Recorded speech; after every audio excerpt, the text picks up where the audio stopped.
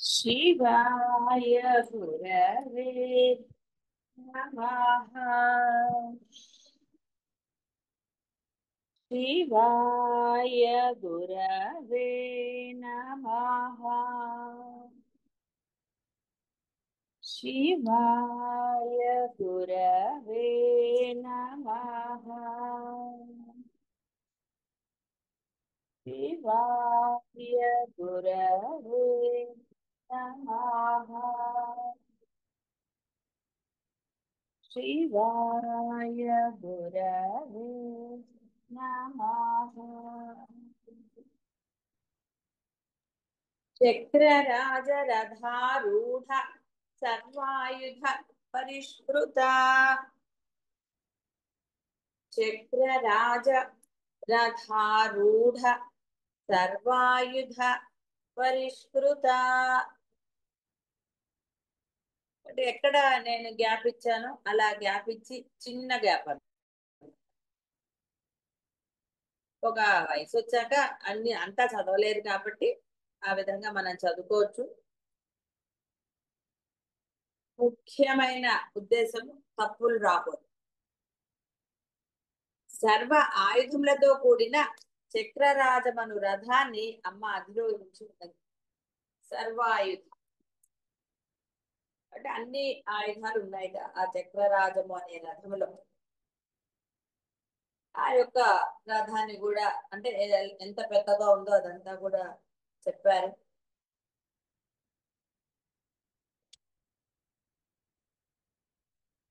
మామూలుగా మన బాహ్యంలో చూసుకుంటే శ్రీచక్రమే ఆవిడ యొక్క రథము అని అంటారు. చెప్పాను కదా, మంత్రాలు తంత్రాలు అలా ఉన్నప్పుడు ఇవన్నీ కూడా గురువు అంటే ఆ శ్రీచక్ర అర్చన చేసే గురువుల దగ్గర తెలుసుకోవాల్సిందే తప్ప విడిగా దీనివల్ల మీకు ఉపయోగం ఏం లేదు. అంటే అది ఆచరణ పెట్టే వాళ్ళే, లేనప్పుడు మీకు అవన్నీ అక్కర్లేదు కదా.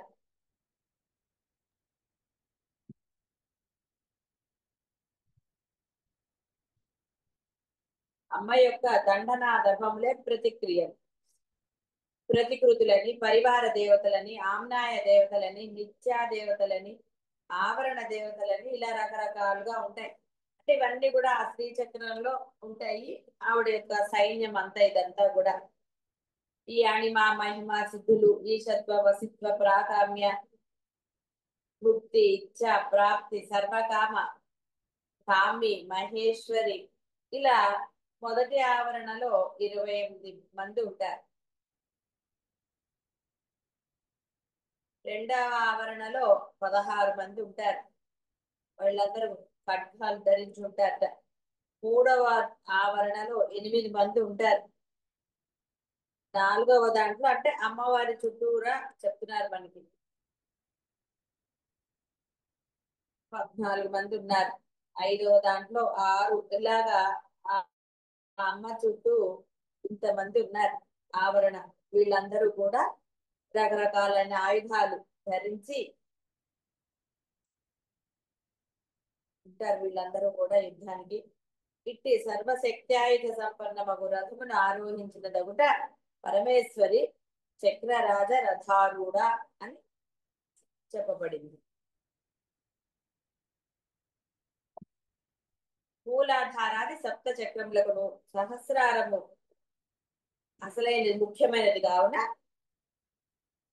దానిని చక్రరాజం అంటారు. అంటే మీ యొక్క మన శరీరంలో ఈ జీవుడి శరీరంలో మూలాధారం నుంచి ఆజ్ఞా చక్రం వరకు ఉంటుంది. వీటికి ప్రధానమైనది సహస్రార చక్రం.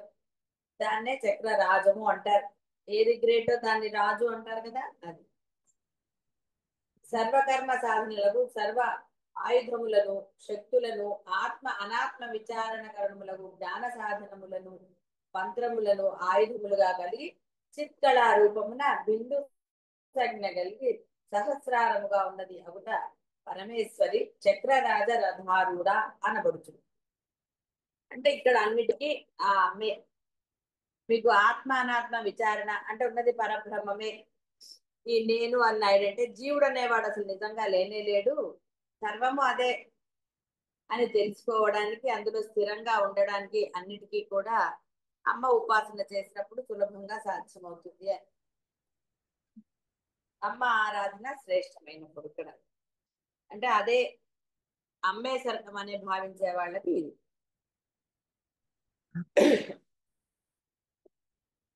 ఇలా ఆ అమ్మ యొక్క రథాన్ని అంటే ముందర అవన్నీ చెప్పిన తర్వాత అమ్మ ఎలాంటి రథంలో ఆసీనురాలైందో చెప్తారు. మళ్ళీ ఇక్కడ వేరేగా మీరు భావించక్కర్లేదు. ఇందాక శ్రీచక్రాలు ఇలా చెప్పినట్టు అంటే అమ్మ సహస్రారంలో బిందు రూపంలో ఉంటుందని మొన్న ఒక రోజు చెప్పుకున్నాం మనం. ఈ మనస్సు అనే రథాన్ని అధిరోహించి ఉంటుంది. ఈ 7 కూడా మీ యొక్క ఇంద్రియాలు మనస్సు అన్ని కలిపితే అవుతాయి. ఆ పగ్గములు అమ్మ చేతికి ఇచ్చేస్తే అంటే మీ యొక్క ఇంద్రియముల పగ్గములు అంటే తెలుసు కదా, ఇంద్రియాలు పగ్గము అంటే ఒక తాడు వేసి లాగి ఆ రథం నడిపేవాడు పట్టుకుంటాడు, గుర్రాలది పట్టుకుని ఆ పగ్గాలన్నమాట. అది అమ్మకు సమర్పించినట్లయితే ఆ అమ్మ మీకు ఆ సహస్రారంలో అమ్మ ఉందని చెప్పుకున్నాం కదా, అంటే మీకు ఆ బ్రహ్మానందాన్ని ఆవిడ కలగ చేస్తుందని అర్థం. ఈ యొక్క ఇవన్నీ గనక అంటే మీ యొక్క ఇంద్రియాలని మీరు అదుపులో పెట్టుకున్నప్పుడు, మీరు పెట్టుకున్నప్పుడు అంటే మళ్ళీ మీ వల్ల అది సాధ్యమయ్యే పని కాదు. ఆ అమ్మ చేతికి అప్పగించినప్పుడు మాత్రమే అది సులభ సాధ్యం అవుతుంది. ఎందుకంటే మీరు కోపాన్ని జయించానంటారు, ఇంకోటి ఏదో వస్తుంది, దాన్ని జయించేసరికి మళ్ళీ కోపం వెనక్కి వస్తుంది. ఎందుకంటే జీవ లక్షణం అది. వాడు అంటే తనకి తాను గట్టిగా దృఢంగా భావించి అలా ఉండగలిగినప్పుడు మాత్రమే అది. అయితే వీటన్నిటికీ వాడి యొక్క శ్రమ ఇప్పుడు ఈ నిరంతర సాధన సర్వకాల సర్వ అవస్థలందు చేయవలసి ఉంటుంది. కొన్ని దీక్షా నియమాలు మనకి భగవద్గీతలో పరమేశ్వరు కృష్ణ పరమాత్మ కూడా చెప్పినదే, నియమాలు ఎలా ఉంటాయి అని. అంటే ఆహారం గాని సాత్విక ఆహారము, మన వేష భాషలు, మాట అన్ని చెప్పారు. ఈ 3 గుణాలు, గుణాతీతుడు అవ్వటం, ఇలా అన్ని చెప్పారు. అవి కొంత కష్టసాధ్యము అనుకున్నప్పుడు,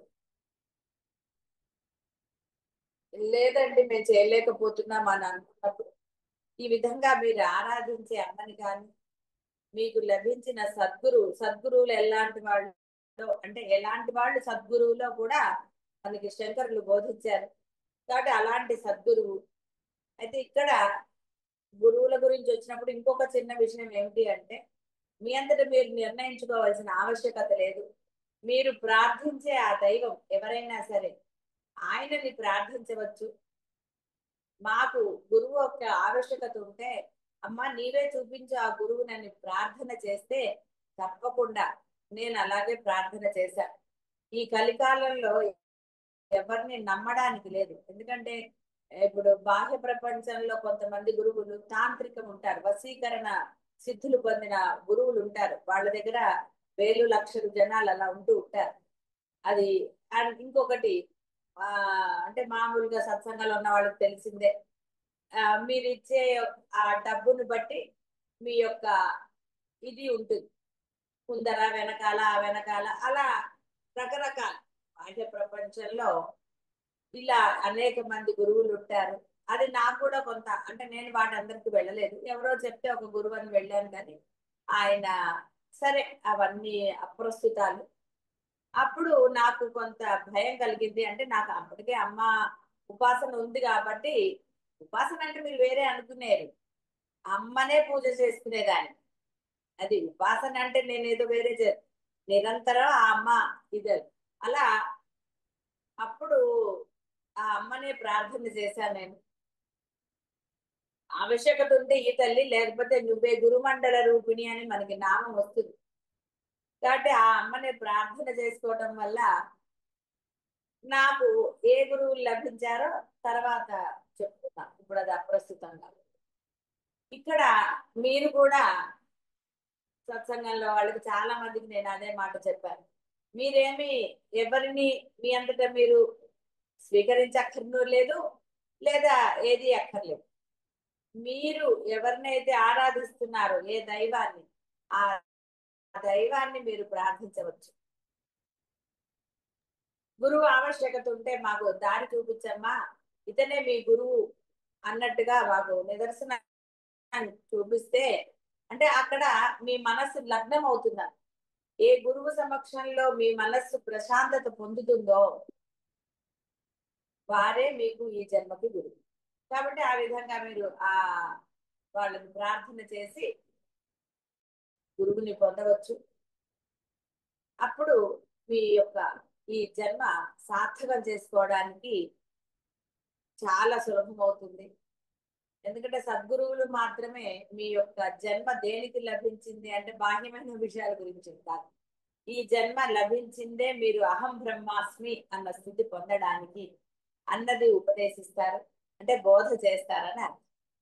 అంటే ఆ విధంగా మీరు ప్రయత్నించవచ్చు. కాబట్టి ఎప్పుడైతే ఆ గురువుని సర్వకాల సర్వ అవస్థలందు స్మరిస్తూ గురువు చెప్పినవి ఆచరణలో పెడతారో తప్పకుండా వాళ్ళకి ఆ సహస్రారం అంటే ఆ బ్రహ్మానందం కలిగి తీరుతుంది. అయితే అది వాళ్ళు ఆ విధంగా ఉండాలి. ఉన్నప్పుడు మాత్రమే చెప్పండి కదా మనసులో మళ్ళీ. కాబట్టి ఇక్కడ ఆ యొక్క బ్రహ్మానందాన్ని ఆవిడ పొందింపజేస్తుంది. గేయ చక్ర రథారూఢ మంత్రిణీ పరిసేవిత, గేయ చక్ర రథారూఢ మంత్రిణీ పరిసేవిత. ఒత్తులు పలకటం కూడా చాలా ముఖ్యం. చాలా మంది ఒత్తులు పలకట్లేదు ఇంకా. కాబట్టి ఇక్కడ ఒత్తులు కూడా చాలా పలకాలి. దీని గురించి కూడా నేను సత్సంగంలో మీకు చెప్పడం జరిగింది. ఆ రూఢ అన్నప్పుడు ఆ నాభి నుంచి మీరు పలికినప్పుడు ఆ గాలి వాయువు, ఆయుర్వేదం తెలిసిన వాళ్ళకంటే ప్రత్యవాయు దోషాలని వాతము ఇవన్నీ తెలుస్తాయి. ఈ ఎప్పుడైతే మీరు ఒక అంటే మంత్రం అనే స్తోత్రం అనే కాదు, మామూలుగా కూడా మీరు ఆ ఒత్తులు గాని దీర్ఘాలు గాని సరిగ్గా పలికినప్పుడు మీలో వాయు సంచాలనం అంటే ఆ యొక్క గాలి యొక్క లోపలికి వెళ్ళటం బయటకు అలాంటివి లోపల నరాలు కదులుతాయి. రూఢ అన్నప్పుడు కొన్ని నరాలు యాక్టివేట్ అయ్యాయి కదా. ఆ యాక్టివేట్ అంటే అవ్వటం వల్ల కూడా ఇక్కడ చాలా మందికి తెలియని ఒక రహస్యం ఏమిటి అంటే ఈ యొక్క స్తోత్రాల్లో ఉన్న ఈ యొక్క పదాలని గనక మీరు కరెక్ట్ గా ఏమాత్రం తప్పులు లేకుండా ఆ దీర్ఘం కానివ్వండి ఏదైనా సరే పలికినప్పుడు పలకాల్సిన విధంగా మీ యొక్క జన్మ జన్మాంతరుల కర్మలు లోపల ఉంటాయి. లోపల అంటే దేహానికే కదండి ఉన్నాయి. ఆ యొక్క కర్మలని అవి నిష్క్రమిస్తాయి మీలోంచి. లేదా దేవతా స్తోత్రం ఎందుకండి పనిలేక తిరిగ్గా కూర్చుని. ఎందుకు దేవతా స్తోత్రం అంటే ఇలాంటి అనేక రహస్యాలు ఉంటాయి, చదవలసిన చదువు. అందుకని స్తోత్ర ఫలితము, ఆ ఫలితం ఎప్పుడు చదవాలి? అంత శ్రద్ధగా చదివితే మీకు ఇది లభిస్తుంది అని చెప్పడానికి. మీరు ఇక్కడ అన్ని తప్పులు చదివేసి శ్రద్ధ లేకుండా చదివేసి ఫలితం చదివితే మటుకు ఏం లాభండి.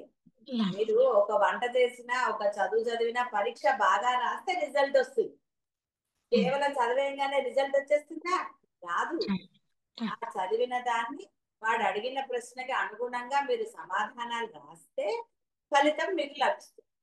ఇది అంటే కాబట్టి చదవవలసిన విధంగా శ్రద్ధాభక్తులతో దోషరహితంగా మీరు పారాయణ చేసినప్పుడు అంటే ఆ ఒత్తులు దీర్ఘాలు అన్ని చక్కగా పలికి అమ్ముందన్న శ్రద్ధతో మీరు చదివినప్పుడు ఆ ఫలితం మీకు అంటే ఈ యొక్క ఏవైతే కర్మలు ఉన్నాయో అవి ఇక వైజ్ఞానిక పరంగా సైన్స్ పరంగా చెప్పాలి అన్నప్పుడు ఆ లోపల అవన్నీ యాక్టివేట్ అయ్యి అలా ఉంటాయి. కాబట్టి హెల్త్ కూడా బాగుంటుంది. ఎందుకంటే వేదంలో చెప్పబడనిది ఏదీ లేదు. ఇప్పుడు సైన్స్ కనుక్కుంటుందన్నా ఇంకోటి కను అన్ని వేదంలో ఉన్నవే. ఉన్నదాన్ని కనుక్కున్నారు తప్ప లేని దాన్ని కనుక్కోవడానికి అక్కడ ఆస్కారమే లేదు. ప్రతిదీ ఉంది. సరే ఆ విధంగా అందుకని మనము ఆ స్తోత్రంలో ముఖ్యంగా ఎందుకు ఒక దైవనామాన్ని పిల్లలకి పెట్టుకుంటారు అంటే కనీసం ఆ పిలిచేటప్పుడైనా వాడు ఒకసారి కాకపోతే ఒకసారైనా దైవాన్ని స్మరణ చేస్తాడు. ఇది దైవనామం అన్న స్ఫురణతో ఉంటాడు కాబట్టి వాడి యొక్క కర్మలు కొన్ని నశిస్తాయి అని చెప్పు. ఇవన్నీ సూక్ష్మాలు చాలా ఉంటాయి.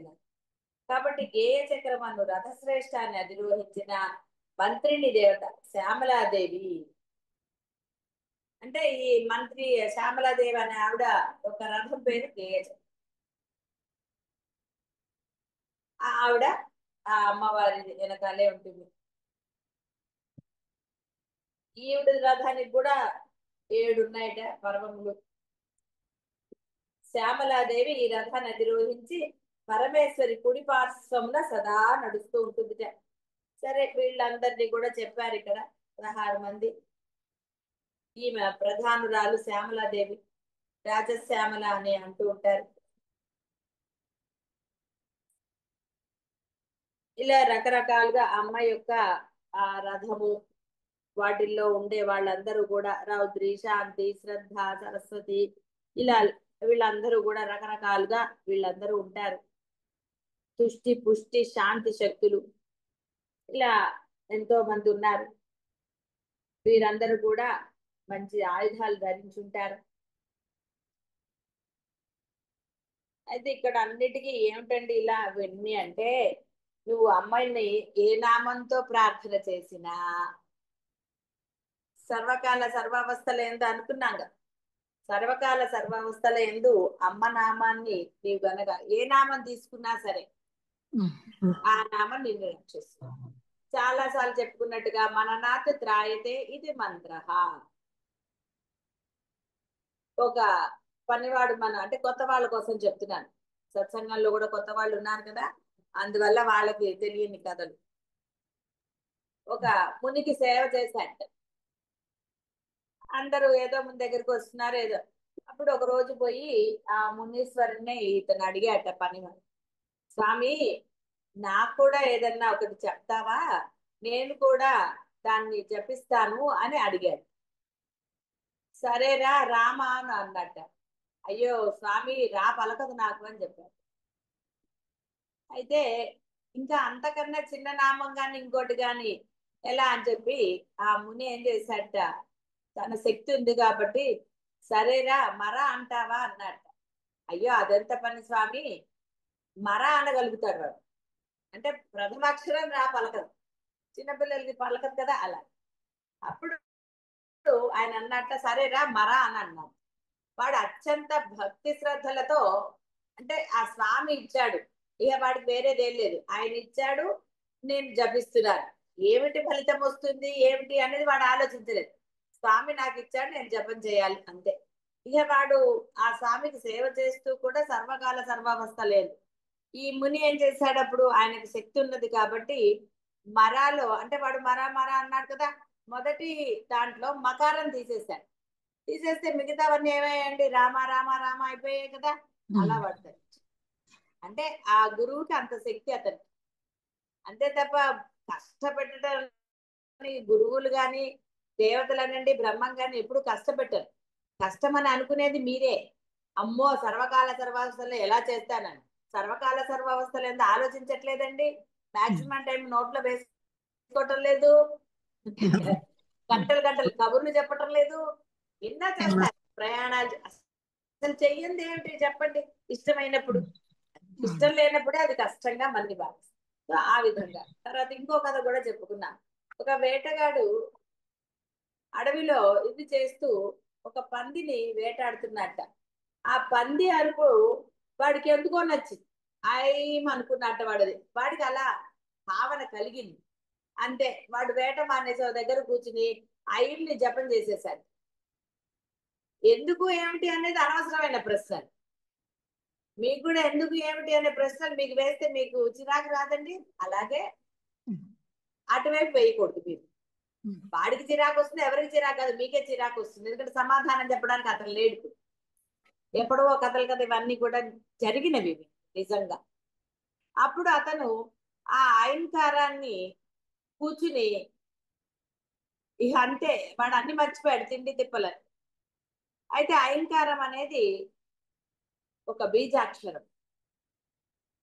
అయితే వాడికి తెలియకుండానే వాడు జపం చేశాడు కాబట్టి శ్రద్ధాభక్తులతో మరుజన్మ, అంటే వెంటనే వాడికి ఆ జన్మలో వాడు ఒక జ్ఞానిగా జన్మించాడు. అంటే అర్థము తెలియక చేసిన దాని యొక్క ఫలితము ఆ బ్రహ్మం అనండి, దైవం అనండి, గురువులైనా మీకు ఇవ్వగలుగుతారు. నీలో ఆ శ్రద్ధాభక్తి ఉండాలి, అందుకని చెప్పటం. కాబట్టి ఎప్పుడైతే ఆ యొక్క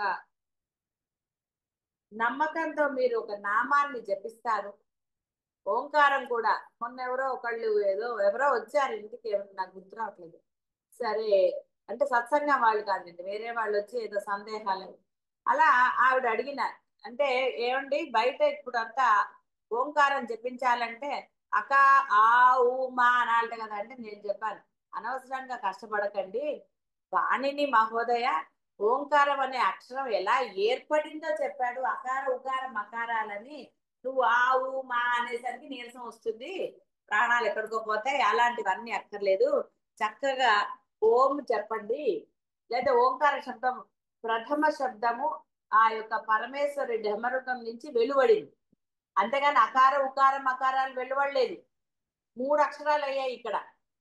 ఆయన ప్రథమాక్షరం ఓంకారం ఢమరుక శబ్దం చేశాట. స్వామి అందరూ సృష్టి చేయాలి అంటే శబ్దాలు ఏవి అని అడిగినప్పుడు ఆయన తన ఢమరుకాన్ని వాయించాట. అక్కడి నుంచి ఈ బ్రహ్మదేవుడు అక్షరాలను తీసుకున్నాడు. అప్పటి వరకు సృష్టిలో అక్షరాలు లేవు, సృష్టిలో అంటే ఏం జరగల, వాళ్ళే ఉన్నారు. సంకల్పం జరిగింది బ్రహ్మముఖి, అహం బ్రహ్మాస్మి అని చూసారా, ఆ బ్రహ్మానికి సంకల్పించట సృష్టి చేద్దాము అని. సో అప్పుడు ఈ యొక్క ఇవన్నీ జరిగాయి. ఒక సినిమా తీయాలంటే అన్ని జరగవండి, ఇది అంతే. అలా అనుకున్నప్పుడు ఇట్లా శివుడు వీళ్ళందరూ కూడా ఆవిర్భవించారు ఆయన సంకల్పం మాత్రంగానే. అప్పుడు ఈ బ్రహ్మదేవుడు ఇవన్నీ జరిగాయి వరుసగా. కాబట్టి అప్పుడు ఆ ఢమరకల నుంచి ఓకారం వచ్చింది, కానీ అకార ఉకార మకారాలు రాలేదు. తర్వాత పాణిని మహోదయ అంటే ఎవరికో ఒకళ్ళకి ఏమిటండి ఇది ఎలా ఏర్పడింది అది ఇదని రామ శబ్దానికి బోళ్ళంత ఉంటుంది. ఇలా రకరకాలుగా ఒక శబ్దం ఏర్పడడానికి సంస్కృతంలో వ్యాకరణం అన్నమాట. ఇంగ్లీష్ మీరు చదువుకుంటారు కదండి, వర్బ్స్ అంటే ఏవి, నౌన్స్ అంటే ఏవి, అలాగే ఒక శబ్దం ఏర్పడడానికి లోపల నుంచి ఒక ఏది ఏది ఎలా పలికితే అంటే అకారము అవన్నీ కలిపితే కానీ ఓంకారం అవ్వదు అని చెప్పడానికి. అంతే తప్ప నువ్వు అలా చాలా కష్టం అండి. అసలు ఎందుకంటే శ్రద్ధ ఉంటుంది అప్పుడు. హాయిగా ఓంకారం అనుకోమ్మా, ఏం దోషం లేదు, కలికాలం కదా అలా చెప్పుకుంటూ ఉంటారు, నువ్వు అది పాటించవలసిన అవసరం లేదు, చక్కగా శ్రద్ధగా ఓం అనుకో చాలు. నీ అంటే నీ శ్వాస ఎంత వరకు వస్తుందో అంతవరకు ఆ ఓం అనుకో, ఓం చాలు. శ్వాస కన్నా ఎక్కువ నీ శక్తి లేకుండా ఓం అంటే ప్రాణాలు పోతాయి, ఆయాసం వస్తుంది, నీరసం వస్తుంది, ఇంకేం చేస్తాడండి జపం. పరమాత్మ గాని ఎవ్వరు గాని అలా చెప్పలేదు, నీ శ్రద్ధ భక్తే ముఖ్యమని చెప్పారు. దానికి కలికాలంలో ఏముందండి, అన్ని ఎవరికి వాళ్ళు రికార్డింగ్లు చేసుకోవచ్చు, అసలు అన్ని చేసేసుకోవచ్చు. ఇక్కడ అసాధ్యం అంటూ ఏమీ లేదు, ఒకటి చెప్పింది ఇంకోటి చెప్పడు, ఎందుకంటే వాడు చెప్పింది వీడు చెప్తే వీడిది ఎవరు వింటారు. ఇలా రకరకాలు బాహ్య ప్రపంచంలో అది ఇదనే కాదు, చూస్తూనే అన్నారు. ఎందుకండి వాటికి వెళ్ళటం అనవసరంగా, కష్టపడమని ఏ దేవత కాదు అసలు బ్రహ్మం చెప్పలేదు. నువ్వే బ్రహ్మం అంటే మళ్ళీ ఏమిటి కష్టపడేది. అందువలన నువ్వు ఏది చేసినా శ్రద్ధాభక్తులతో చేయి చాలు. రామ శివ అనే అనక్కర్లేదు, అమ్మవారిని భవాని అవన్నీ, ఓం కూడా చెప్పుకోవచ్చు, ప్రథమాక్షరం అదే. కాబట్టి అంత కష్టపడి అలా చెప్తే అదే ఏదో అలా చెప్పుకోవడానికి అలా చెప్తారు. అక్కడ వాళ్ళకి అనుసరించే వాళ్ళు కూడా ఆ బ్రహ్మాండం బ్రహ్మాండం అంటారు. వాళ్ళ ప్రవర్తన చూస్తే బ్రహ్మాండమో కాదో తెలిసిపోతుంది. కాబట్టి ఇక్కడ ఇలాంటివి చాలా ఉంటాయి బాహ్య ప్రపంచంలో, వాటి జోలికి వెళ్ళకండి. మీకు ఏది వచ్చినా మీరు ఆరాధించే దైవాన్నే ప్రార్థన చెయ్యండి మనస్ఫూర్తిగా, తప్పక మీకు పరిష్కారం లభించి తీరుతుంది. ఏదైనా సరే, బాహ్యమైనవైనా సరే, మీ అంటే ఇట్లాంటి డౌట్లు ఉన్న ఓంకారమా జపమా ఏమిటి అన్నదని ఏదిన్నానండి, నేను బాహ్య ప్రపంచంలో ఎవరిని అడగలేదు, నేనైతే అమ్మనే అడిగాను, ఆ అమ్మే పరిష్కారం చూపించింది. ఆ తర్వాత నాకు తెలియజెప్పడం అంటే ఎవరి ద్వారానో అలాగా, అంటే అది అలా కూడుతుంది అని. ఉమ్, కాబట్టి మీరే కష్టపడక్కర్లేదు. ఉమ్,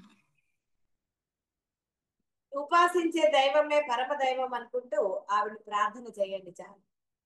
మీ అన్ని అక్కడే చెప్పుకోండి, మీ బాధలు సుఖాలు కష్టాలు అన్ని ఆవిడకి చెప్పనే పర్వాలేదు, ఆవిడ చక్కగా వింటుంది. ఒకసారి చాలండి, చెప్పిందే చెప్పి విసిగించక్కర్లేదు. ఒకసారి చెప్తే ఆవిడ వింటుంది. తర్వాత ఆవిడ్ని ప్రార్థన చేస్తూ మీ పని అదే. అంటే మీ తృప్తి కోసం మీరు చెప్పుకోవటమే, ఆవిడకి చెప్పకపోయినా ఆవిడకి తెలుస్తుంది. ఏదో మీ తృప్తి కోసం ఒకసారి చెప్పుకోండి. చెప్పుకున్న తర్వాత ప్రార్థన చెయ్యండి, ఆవిడ ఏం చేయాలో చేస్తుంది, పరిష్కారం తప్పక లభించదు. అది అందువలన వీరందరూ కూడా ఆయుధాలతో ఉన్నారు. వీరందరూ కలిస్తేనే అమ్మ. అంటే వీళ్ళు లేకపోతే అమ్మ లేదు అనడానికి లేదు. అమ్మలో ఇన్ని శక్తులు ఉన్నాయని మీరు తెలుసుకోవాలి. ఉమ్, ఒక అంటే మీరు ఆరాధించే దైవం అంటే కేవలము ఫోటోల్లో చూసే రూపమే కాదురా. ఆ రూపం ఏర్పడడానికి ఎన్ని ఉన్నాయో చూసుకోండి, తెలుసుకోండి. మీకు ఆవిర్భావం అప్పుడే తెలిసింది ఎంతమంది దేవతల యొక్క శక్తి అక్కడ ఉన్నదో అని. ఒక ఇల్లు కట్టాలంటే ఎన్ని కావాలో తెలుసు కదండి. ఒట్టిగా ఇల్లు అయిపోతుందా? అవ్వదు అప్పటి అవ్వదు కదా, అవ్వదు. ఎన్నో కావాలి. ఉమ్, మీరు భుజించాలంటే కూడా కొన్ని పదార్థాలు కావాలి కదండి. ఒట్టి బియ్యం తినలేరు కదా. తినలేము. ఆ బియ్యానికి కడగాలి, నీళ్లు పోయాలి, స్టవ్ మీద ఎన్నో ఉన్నాయి కదా. ఇవన్నీ ఎన్ని అయితే తప్ప మీకు ఒక ఆహారం లభించదు. అది ఏదైనా సరే. ఒక పండు కావాలన్నా ఎన్ని కావాలండి? చెట్టు విత్తనం కావాలా, చెట్టు పెరగాల, ఎన్ని ఉన్నాయి? యా. అది అందువలన ఇక్కడ చెప్పబడటం ఏంటంటే, నువ్వు ఆరాధించే దైవము కేవలము ఒక రూపంతో ఉన్నది కాదురా. ఆ రూపానికి ఇన్ని శక్తులు ఉన్నాయి. ఉమ్, కాబట్టి నువ్వు నిర్భయంగా వారిని ఆరాధించవచ్చు. నిర్భయంగా నీ సమస్యలు పరిష్కారం అవుతాయని నువ్వు నమ్మవచ్చు.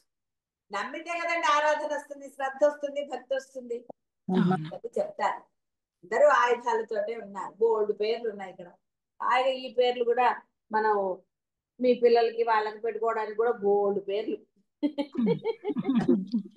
ఎందుకంటే ఆ గూగుల్లో చూసి ఏవేవో పెట్టుకుంటారు. గూగుల్ అర్థాలు చెప్తారు. గూగుల్ అర్థాలు వాళ్ళు ఏముంటాయండి. సరే, మొత్తానికి ఏంటంటే గిరి చక్ర రథారూఢ దండనాథా పురస్కృత. గిరి చక్ర రథారూఢ దండనాథా పురస్కృత.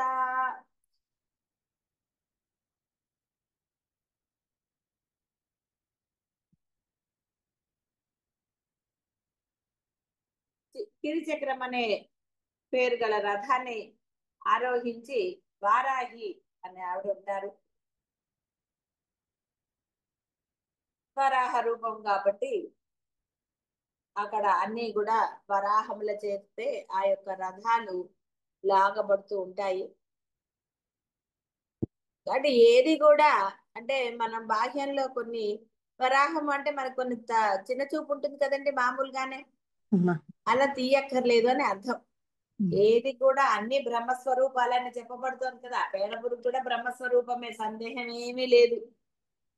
అందుకని అలా ఏ రూపం లేదు. వారాహి దేవి గురించి చెప్పారు ఇక్కడ. ఇది రథాన్ని ఆరోహించి వారాహి దేవి పరమేశ్వరి యొక్క ఎడమ భాగంలో ఉంటుంది.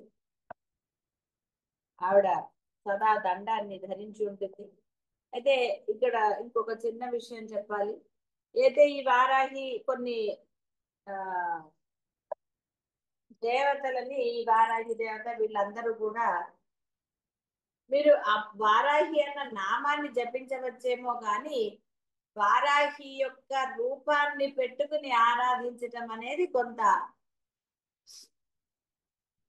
సజెస్ట్ చేయను నేను. ఎందువల్ల అంటే ఇవన్నీ కూడా మంత్రస్వరూపాలు. అంటే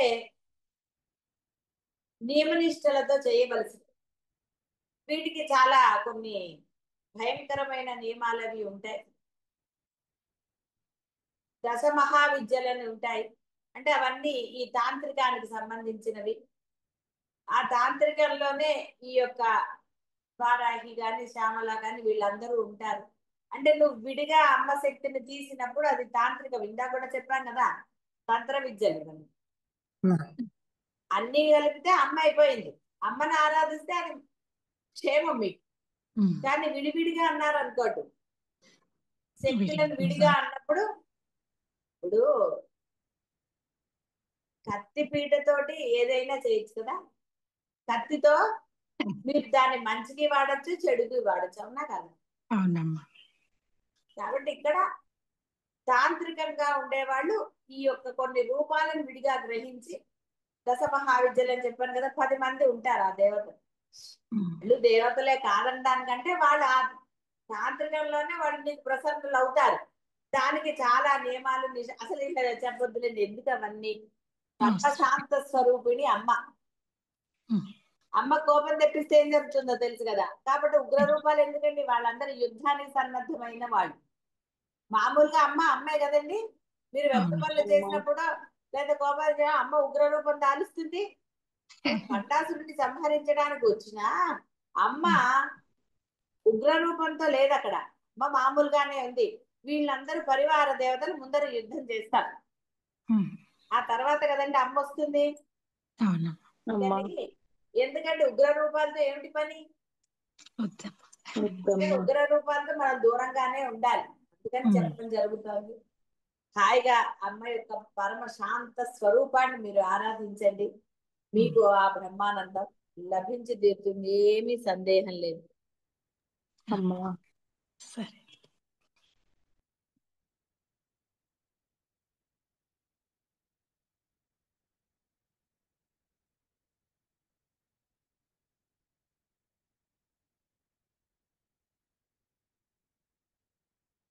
ఆత్మపరముగా మనస్సే ఈ దండనాయక సంజ్ఞ. ఇంద్రియములు అనబడు సైన్య సమూహంలో నడిపిస్తుంది, అదుపులో ఉంచుతుంది అని చెప్పారు.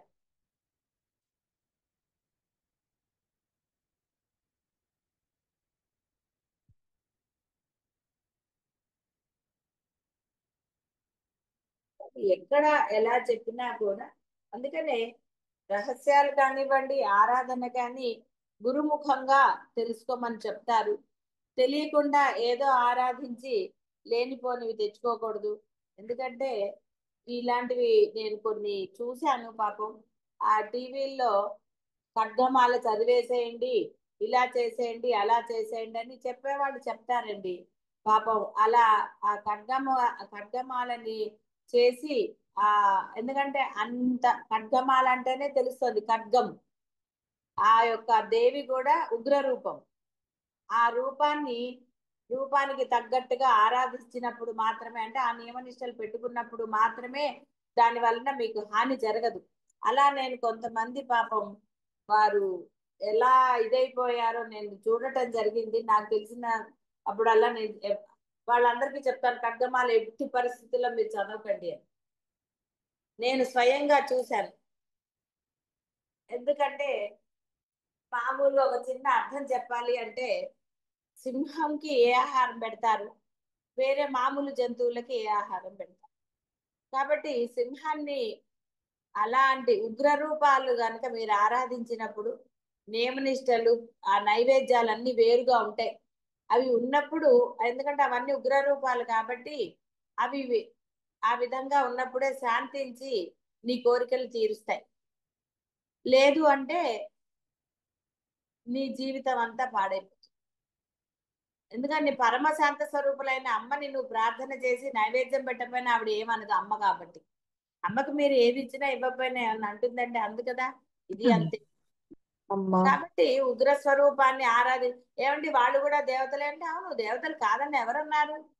కానీ ఆ రూపం ఆ యొక్క నామాలు ఎలా ఉన్నాయి, నువ్వు ఎలా నామాన్ని పలికావో మరి అలా ఉండాలి కదా. మరి నువ్వు ఏ పేరుతో పిలిస్తే అదే కదా. అందువలన అనవసరమైన తార్కికంగా వెళ్లకుండా ఇన్ని మంచి స్తోత్రాలు శంకరులు కూడా బోల్డ్ ఇచ్చారండి. అవన్నీ కాకుండా ఎందుకండి ఎవరో టీవీల్లో చెప్పారు కదా అని ఏవో పట్టేసుకోవటము, అవన్నీ చాలా విన్నాము, చాలా చూశాను.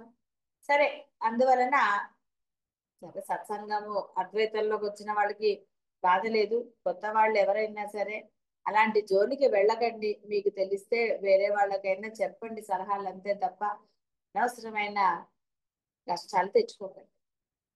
జీవితం ఆనందంగా ఉండాలి. ఉండే అవును. జీవితమే మహా అయితే ఉమ్. 60 దాటాక ఒక రకంగానే ఉంటుంది, ఇక 70 దాటాక.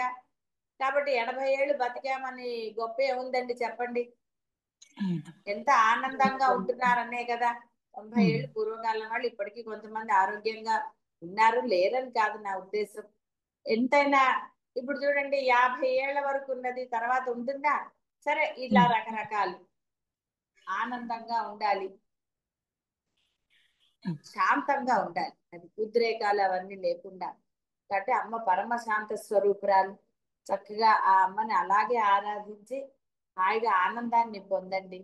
ఎందుకంటే అమ్మని కోరికలు లేకుండానే చెయ్యరు కదా. వేరేవన్నీ కూడా పూజలు, వేరే పూజలు మీరు చేస్తున్నారంటే మీకు ఏవో కోరికలు ఉన్నాయనే కదా అర్థము. ఎందుకండి, హాయిగా అమ్మని ప్రార్థన చేస్తే మీకు ఏది ఎప్పుడు ఎలా ఎంత ఇవ్వాలో ఆవిడికి తెలిసి ఆవిడ ఇస్తుంది. విడిగా ఉమ్. కోరటం ఎందుకండి. ఉమ్. అందరూ ఆ విధంగా పరమ శాంత స్వరూపిణి అలాంటి స్తోత్రాలే పారాయణ చేసుకోండి. శుభం భూయాలు.